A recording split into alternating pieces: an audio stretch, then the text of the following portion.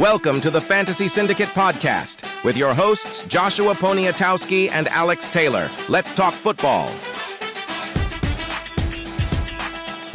Hello, and welcome to the Fantasy Syndicate Podcast.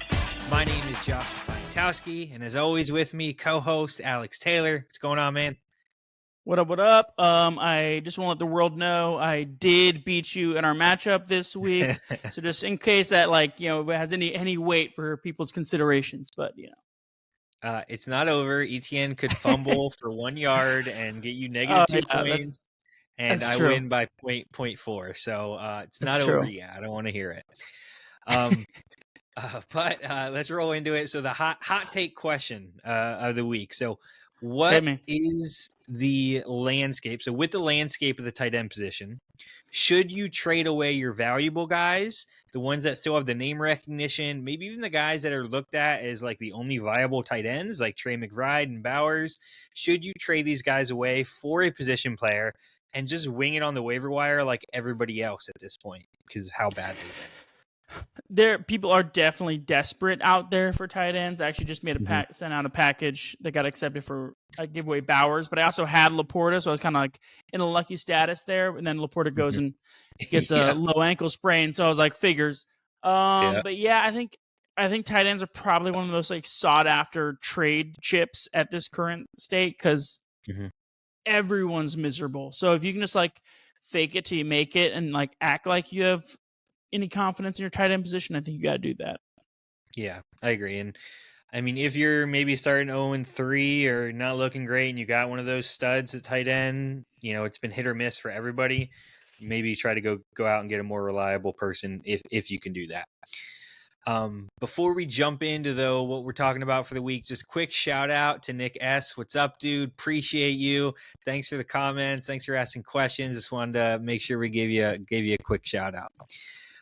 Nick gets hyped. He's always quick on the comments. He's like, yes, sorry, he's our number one fan right there. I love it. So what we're talking about this week is we're going to do week 3 observations. We're going to talk about waiver wire buys, talk about buy lows, sell highs, trade targets, the guys you need to know about now that week 3 is coming to a close. But Alex, what you got for us for observations for week 3? The one thing I did see is that Anthony Richardson just refuses to pass higher than 50% completion rate. He is so bad. He had that one interception in the end zone that was just one of the dumbest things I've ever seen. It was ugly. And this week, and so before it was like, all right, he wasn't passing very well, but at least he'd counter it with like rushing yards and points. He did nothing this week. He had no points. He actually scored less than Aiden O'Connell, who only entered the game in the fourth quarter for Las Vegas. I mean, he finished as QB 27 on the week for a guy that was definitely in the top 10 ADP quarterbacks, sometimes going as high as like 5 or 6. So, I mean, he looked rough. And I know the Colts did end up getting the win this week, but Josh, do you see a scenario where they just, bench him at some point? I do not. I honestly don't see them sitting AR. He's a rookie quarterback. They spent draft capital on him. If they continue to win games, sophomore, not rookie. Yeah, excuse me. I mean, 4 games, broken leg. All right, so sophomore quarterback. Yeah. But in their eyes, really, rookie quarterback getting his first, hopefully, full year in. I don't think so. Obviously, they have elite level backup. But I don't think it's going to happen this early with Bryce. It was different. He had all year, played terrible. This is the first time we've seen something like this happen with Bryce. So I don't think AR is going to get benched right away. If they start losing, then maybe they make some adjustments, but I don't see it happening. So my update of the week is Malik Nabers. He's been hot lately. He's new wide receiver 1, literally. So PFF rated wide receivers this week, and Justin Jefferson was number 2, only to Malik Nabers. Yeah, craziness. And fantasy points data, shout out to them. They shared that Malik has run 11 routes against man coverage. Okay, so 11 routes, which doesn't sound significant. However, during those 11 routes, he's had 7 targets, which again doesn't sound like a lot, but he's had 95 yards and 21 fantasy points. So 50% of his fantasy points have come from 15% of the routes that he's run this year. Obviously, it's a super small sample size, but he is obliterating man defense.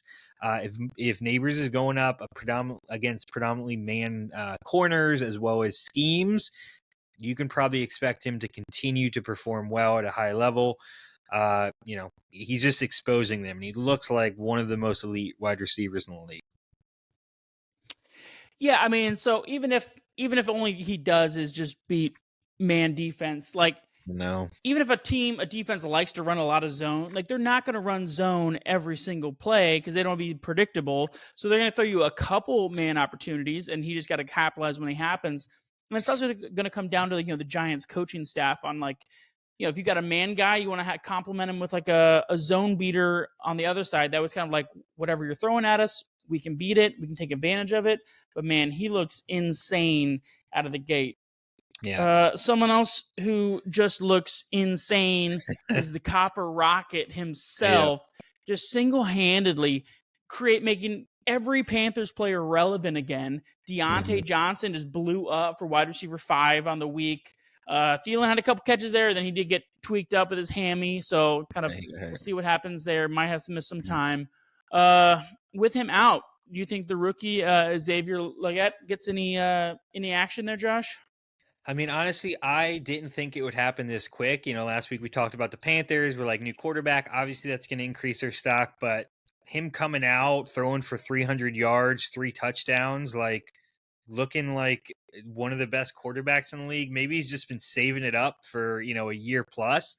So he's like, all right, I gotta do what I can. But I don't know. Xavier Legette, I haven't been high on him, even, from the rookie draft perspective with his college numbers. But yeah, I'm not spending. If I'm spending any money, it's going to be on Chuba, which we're going to, talk a little bit later. So no, I'm not. No, thank you. Another update is Swift. So Chicago Bears, even though Caleb threw for 300 yards this week, first time, all year, I don't think he looked very good. Also, the team just did not look great outside of the defensive side of the ball. They looked awesome on defense. But Swift is losing work every single week to Roschon Johnson, Khalil Herbert. He only has 3 yards per carry, which is terrible.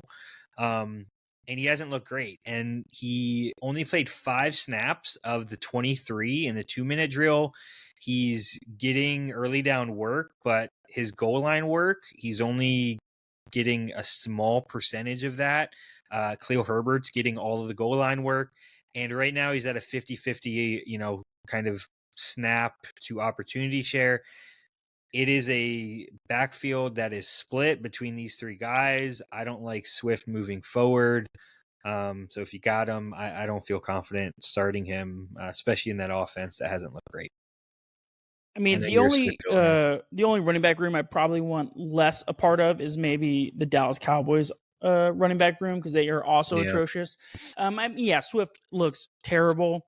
And Roschon Johnson does look better, but that O-line is just abysmal. And I wouldn't have faith putting out any of them other than like a deep bye week filler, which I think buys start soon here. So we have to get to adapt a little bit here. But Swift's like in that annoying range where I don't know if you feel confident like dropping him, but you also never want to have to start him. So it's like he's just going to be clogging up your bench. Maybe just shop him in some kind of trade package and see if you can just get rid of him because, he's got no like upside starting potential at this point. I agree. Yeah. Overall, I felt like this week was kind of like the pendulum swinging back. Like over the first 2 weeks, we had like some crazy teams, offensively that then they all just, shit the bed this week. And then we had teams that weren't really relevant. All of a sudden they finally got to pop off. So like a big one that happened was, the Saints who were absolutely on fire the first 2 weeks, putting up 5 touchdowns both games, averaging 5 touchdowns over both games. All of a sudden they only put up 1. Rashid Shaheed, who was fantasy darling over the first 2 weeks, puts up a goose egg. So just a really kind of counterbalance game for them. Josh, what do you think is more of the fluke? Like their hot start was the fluke, or do you think this bad game was just a one fluke and they'll bounce back next week? Yeah, I mean, I think they're going to bounce back. I don't think they're going to bounce back as significant as we saw in the first 2 games.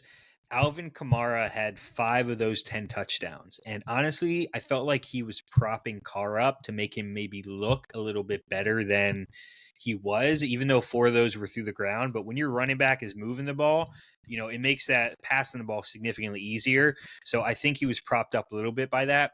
Also, it was, I think, 18 days or 12 days in Louisiana that they did not have any crime, which is the first time. That, yeah. It's so ridiculous, stat 18 like days, that. no murders, yeah. No murders. There's no crime. There's no murders. Yeah. I mean, no crime for a whole city. That's just insane.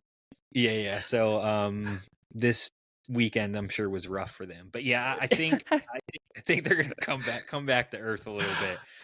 They won't, have the games like they did this past weekend, but I don't see them just being 5 touchdowns a week moving forward. Yeah. I mean, Kamara didn't get, a touchdown again this week, but he did put up a lot of yards too. And so he's the first guy to put up over the first 3 weeks of a season. He's got 417 yards and 5 touchdowns. Wow. You know who the last guy to do that was over the first 3 weeks? Alvin Kamara. Was it? Okay, nice. But 4 years ago, 2020. So he's got his fresh legs back. He's playing like a young man out there. That's awesome. That was a random guess, by the way. I promise. All right, so we're going to jump into waiver wire additions. Remember, these are guys that should be available approximately about 50% or more of leagues. We're going to run through some of these guys. For me, I'm just going to talk about the tight end position. Obviously, there's a lot of tight end needy teams still floating out there. So I'm just going to quickly run through guys that are readily available that you could add. So Cole Kmet, Tyler Conklin, Noah Fant, Colby Parkinson. I think if you're in a tight end squeeze, look at those guys, see which ones you like. I put them in the order that I like them for the upcoming week, but that's just kind of on you and decide who's a good fit there. Yeah, I mean, Josh, if you remember, Cole Kmet was actually my deep sleeper in our preseason action. So he had a bad week 1, but he's coming on hot here. And Caleb Williams is a rookie quarterback. Like they love to depend on that dump off tight end action. So I think Cole Kmet's probably the most exciting of these waiver pickups. But Tyler Conklin looked good too. Sure. Rodgers seems to kind of have figured it out a little bit and has to get a little bit of his flow going. Yeah. Well, the elephant in the room. Holy crap! Jauan Jennings exploded. Crazy. Still says only 34% rostered. I know a lot of some of you were more competitive or deeper leagues. He probably got scooped up once the Debo and the Kittle news were out. But I mean, if he's available, you got to scoop him up. 11 catches, 175 yards, 3 touchdowns. Ayuk got paid. But I don't know. Jennings proved even when Debo comes back, I think Jennings has proven he needs some targets because you just don't do that willy-nilly. Yeah, I mean, well, Jennings also got paid this year, by the way. I mean, obviously it wasn't Ayuk level status, but for what his role was in the team, he got a 3-year contract. I'm sure Ayuk owners are a little upset about the whole situation when they were like, Ayuk's going to get all the targets. He's going to get all the touchdowns. And then Jennings is the one that's like, hold on there. Slow down a minute. So, yeah, I mean, he needs to be rostered. He's a vital part of that team. I think we talked about him real early, even before the season started about potential handcuff, dynasty options. I started him in our dynasty league, so I'm shouting myself out there. I agree. He needs to be rostered. The next guy I got is Darnell Mooney. All right, so Drake London obviously is the guy that everybody wants in Atlanta. I'm not high on him. I've shared my piece with that. But so Darnell Mooney has 1 less target than Drake London. He has 2 less receptions. He has 1% less target share. He has more yards. He has higher air yards. And he is the deep ball threat in Atlanta. He has 4+ targets over 20 yards, 1 over 30, 1 over 40. Drake London does see all of the red zone targets, which is definitely a huge plus for him. But he doesn't have a single pass over 20 yards. And so he's not the deep threat at this point, and Moody's still getting the target share. So I think he's a guy you got to pick up, and he could be a flyer based off your wide receiver situation from week to week and what happens moving forward. So, I'm starting to feel a little bit more confident about him. PPR. Yeah, no, I like Darnell Mooney a lot. And I think Kirk Cousins has shown over his career that he can support multiple receivers. I mean, Adam Thielen was always relevant, even when there was Diggs there first and then JJ. So, I mean, I think there's definitely potential for Moody to be a good contributor. Yeah. Next up, I got Braelon Allen, the young guy, the young running back on the Jets. I know we did talk about him last week, but he is still he's only rostered on 32%, and he needs to be picked up now. So even still just as the backup, he still went out and got 14 opportunities for 68 yards, looked explosive.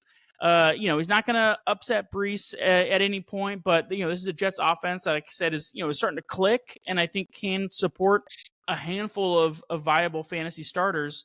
So I think even at his current level, that 10 to 15 opportunities a game, that's still, with how explosive he looks, that's still like a bye week flex fill-in play. And then, good Lord, if anything were to happen to Brees, I mean, that's league-winning potential right there. So through the roof, for sure. Yeah, I mean, Cowboys are, punching air. Like, they had the opportunity to draft this guy. They needed a running back. Like, why would you not give it a shot? And, they just completely missed. So, yeah, handcuff, number one, I would say. And he's looked good. I'm going to be honest, I probably would not start him unless I was dire desperation type of situation as a running back too.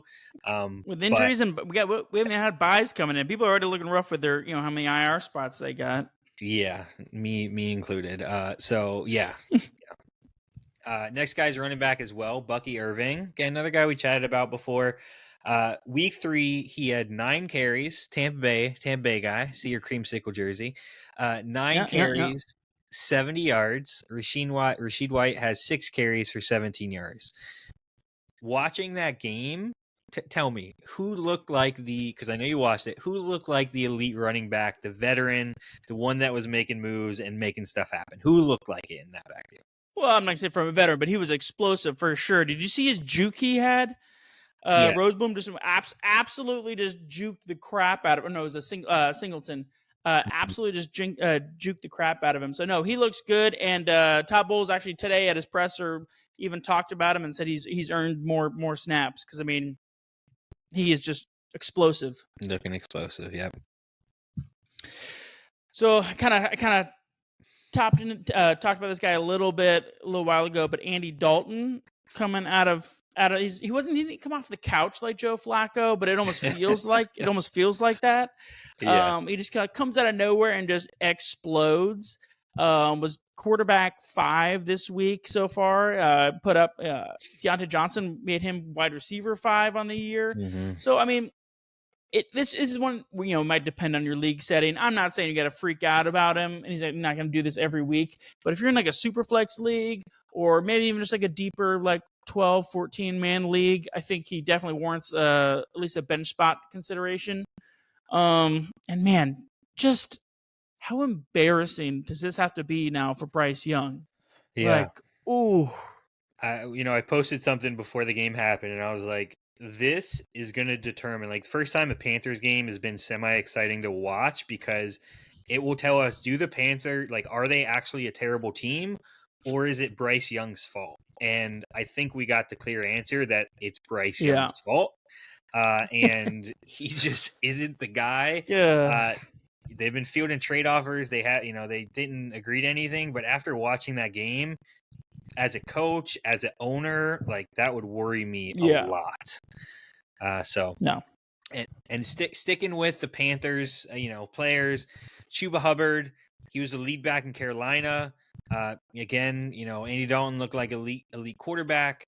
The the positive game script, if that continues to happen for the Panthers, that's mostly been the problem with their running backfield, is that they've been losing games, so they have to throw the ball constantly, and Bryce hasn't been able to make completions, so it's just been terrible. So they're going to get more opportunities on the ground. He's also a pass catching back. Andy Dalton does like his dump offs. I think he had 5 targets for 5 catches and 40 plus yards last week. So again, with the way the running back room is, I know, I could use a Chuba on my team, to potential get me some points, low end running back too. He's worth an add if you're needy at running back. And then, to be clear, Dalton looked good, and I was happy for the Panthers. I don't expect this week in, week out. This almost seemed like there was a lot of pent up aggression, and they all just released on the Raiders. So so I think probably expect less potency, but still fun. Maybe I did have maybe betting on the comeback player of the year. I don't know what the odds are yet for Dalton. I'm sure they went up a little bit, but way too early. But if it's good odds, throw a 5 spot on there. You never know. So But what would those odds have looked like preseason? Probably it would have been astronomical. A lot. You'd have been so rich. I'm gonna have to check that out. I do have one waiver wire trap for the week. Second year Vegas receiver popped off. Oh, sorry, I didn't say his name. Tre Tucker. Ended up with 7 catches for 96 and a touchdown on a week that had a lot of bad scores, bad players, especially receivers. A lot of them underperformed. I'm sure someone looking around might be like, "Oh, get excited! 7 catches, 96 touchdown." Almost all of that was in garbage time against that elite Panthers offense with Andy Dalton. So, I mean, he, even his touchdown he got with 1 minute, it was like 1:07 left in the game. They were down 20. So, I wouldn't read too much into it. I don't think, this is a Raiders offense that already has Jacoby and Devontae and Bowers. Those are the guys. Mm-hmm. I'm not taking the 4th option on a bad Raiders team. That just isn't worth it. So just something to steer clear from. Yeah, don't be a stat chaser. I know sometimes people go to waivers, look up stats, and not have the context of the situation. Don't be that person this week picking up Tre Tucker. All right, we're going to move over to buy low trade targets. So again, these are guys that we think are good opportunities to buy based off their poor performances, maybe this week, last week, multiple weeks in a row. So who you got for us, Alex? Get us started. All right. So I had to change the mojo for him a little bit, just to help his vibe. So that's why I'm rocking his jersey. Okay, I like it. Is my boy Mike Evans. Very nice. He had a big 2 touchdown game week 1, got excited. Week 2 kind of underperformed a little bit, and then also had another down week this week.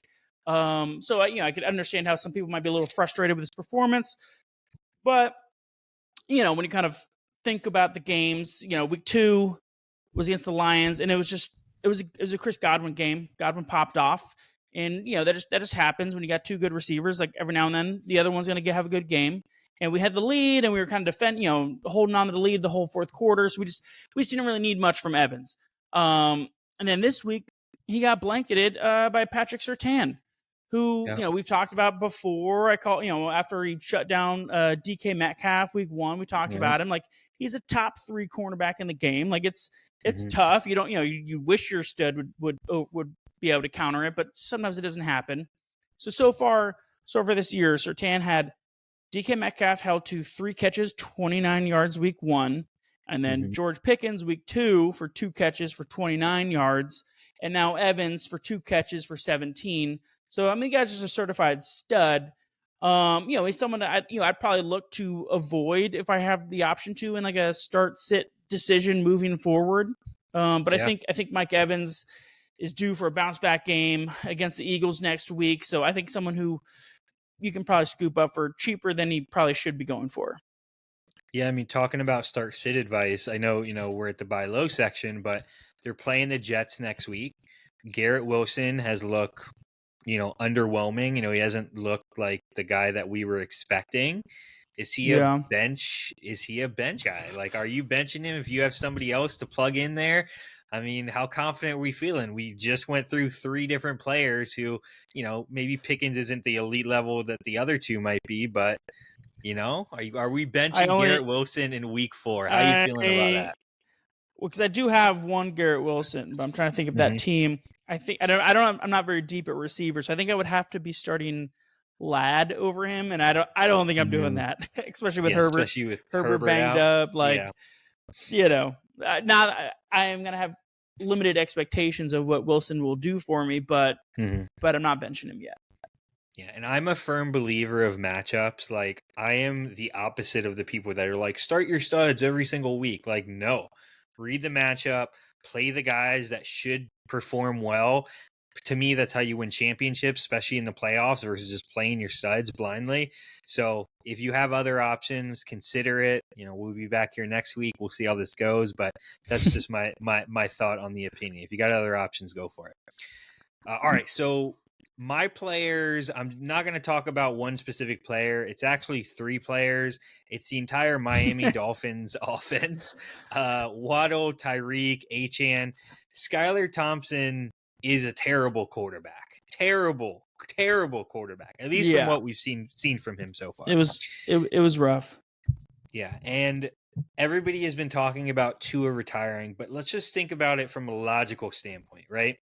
If you had $200 million on the line, right? And let's think of because if he decides to retire not due to injury, right? If they say, hey, you're injured, you can't play because of that, then he gets the 200 mil. But if they say you are eligible to play and he opts to retire, he is losing $200 million. Just signed that massive, or not just, he did sign that massive contract.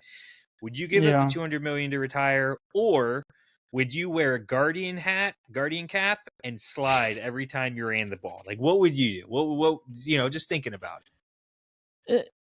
It'd be tough to walk away 100%. And everyone's been telling this guy to slide for how many years are we in now? Like year 4, year 5? Like he just, I don't know. He gets excited and just dives in head first. Just can't resist. Yeah, so I'm by Dolphins players while you can. If you're 0-3 and you're in a terrible situation, obviously you probably can't weather the storm.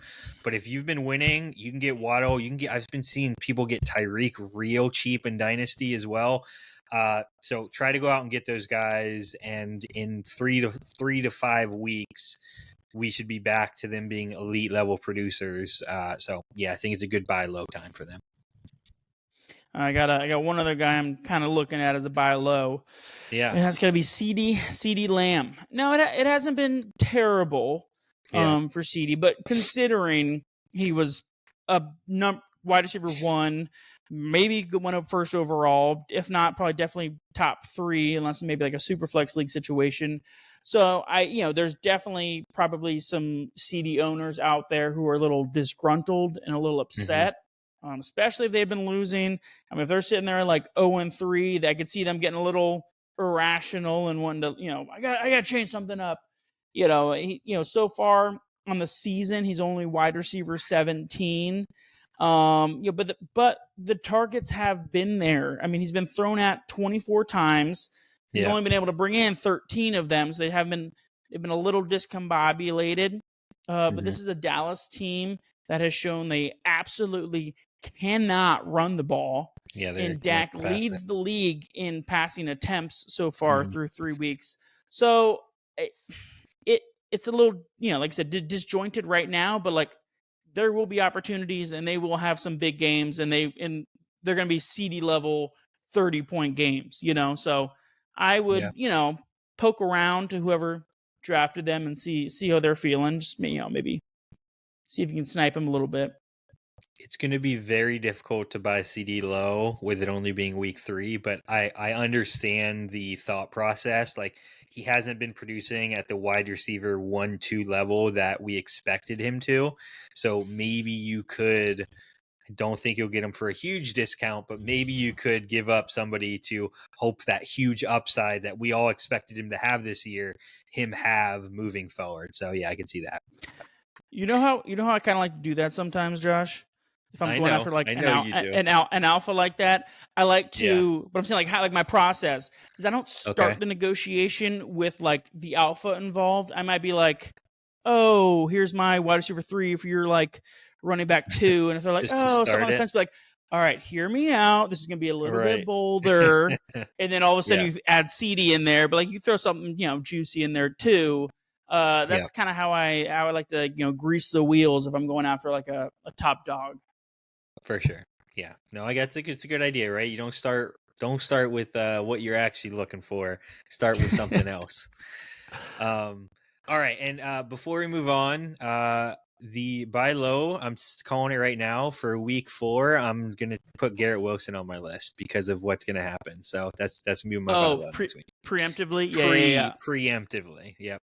I got it. Right, so we are gonna switch over to sell highs. So again, these are guys that maybe overperformed. They got a tough schedule coming up, or they have not been performing to the level that we expected to them, but they still have that name, prestige, and that elite level thought process and status. So I'm going to get started. I got Devin Singletary, Giants running back.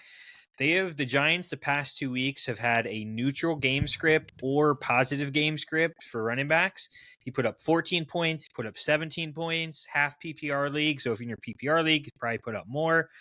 This isn't like crazy amazing off the charts, but the next 4 games, the Giants are playing the Cowboys, the Seahawks, the Bengals, and the Eagles. It is extremely unlikely that they have a positive or neutral game script in those games, which is going to cause Singletary's stock to drop more likely. Also, Tyrone Tracy, last week he saw 100% of the 2-minute drill snaps. And we know historically rookie running backs, it usually takes them a while to get a part of the scheme, to get used to it, to learn the plays, to build the trust from a blocking standpoint. But he's slowly getting more involved. So I'm worried about Singletary. If you can unload him to a needy running back team, I think this is a good opportunity to do that with two productive weeks back to back. Yeah, I mean, I like that too. Singletary is never, especially just on this Giants offense, there's never going to be consistency. It's always going to be up and down. So having 2 straight ups, it's kind of like you got to know. I talk about the pendulum swinging. You got to know they're due for some. Daniel Jones is going to be Daniel Jones soon, and just have an abysmal game. But not for Nabers though. Nabers is still elite. I know. One guy I would possibly try to ship if you happen to have him. I don't know your situation, but I would say Dallas Goedert. I mean, he popped off this week with no AJ, and then Devontae Smith getting hurt. Ended up with 10 catches for 170 yards. I mean, best game of his career.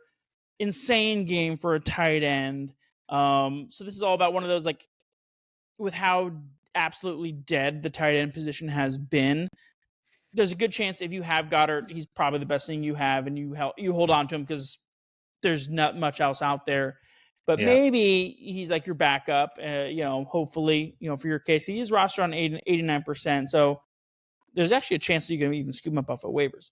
But if he's sitting there as like your backup tight end, you got someone you're at least somewhat confident in, I would say there's probably never going to be a better chance to trade him, other than maybe next week, because if Devontae and AJ are still, he could be even higher. We could be talking about him again next week. But then after that, he plateaus. We'll see. Yeah. So that was my thought process too. So, sell high, like I get the logic between wanting to sell Goedert, right? He just literally had his crazy career game. One of those passes was also watching him run down the sideline and him being like by the 10 and being like, I'm not even going to try to score. I am done running, like just run into me and I'll fall over. Well, what happened was 3 Saints guys all ran into each other and fell on the ground. So he literally was just by himself. Like, see you later. This doesn't happen. You're not expecting that. Yeah. But to your point, right? Like next week, like he is going to be the most potential veteran presence on that team from a pass catching perspective. Jalen Hurts knows him. He's trusted him over the years. 2 years ago, he was a super viable tight end. Last year, he was still, somewhat relevant. So I don't know. Sell high for sure. If you get the opportunity, you get somebody that you like. But I do potentially like next week he could even be worth more. And if you need tight end, it's not a terrible option with those 2 guys not being starting for AJ and Devontae. Yeah, he's probably a top 5 tight end like outlook for week 4 assuming those guys are both out. You're probably like just from tight end opportunity. 5. Yeah. All right, this next guy, I don't think anybody's going to like me saying this, but I think you need to sell high on Bijan Robinson. I get it. He's an elite running back. However, he hasn't broken 15 points in 3 games. His value is still sky high. Like, you could easily probably put Bijan in the trade block, and I would say almost get any player that you wanted, anybody that you want. You could probably get CeeDee. You could probably get CeeDee. It's very possible. Yeah, you need a wide receiver. Go on and get CeeDee, right? Like his stock is still super high.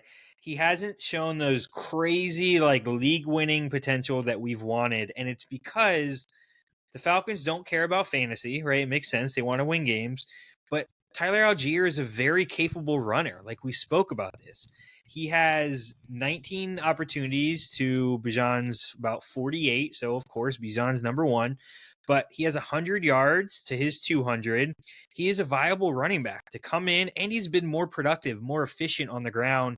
So why not get that guy involved when you need, that opportunity to run the ball? And so I just see the opportunity slowly fading as the week goes on if he doesn't pop off. And this is a great time, especially with injuries, that maybe you can fill a roster spot with an elite player that isn't, Bijan Robinson. So this is my thought process there. But it'd be hard to trade him. I get it.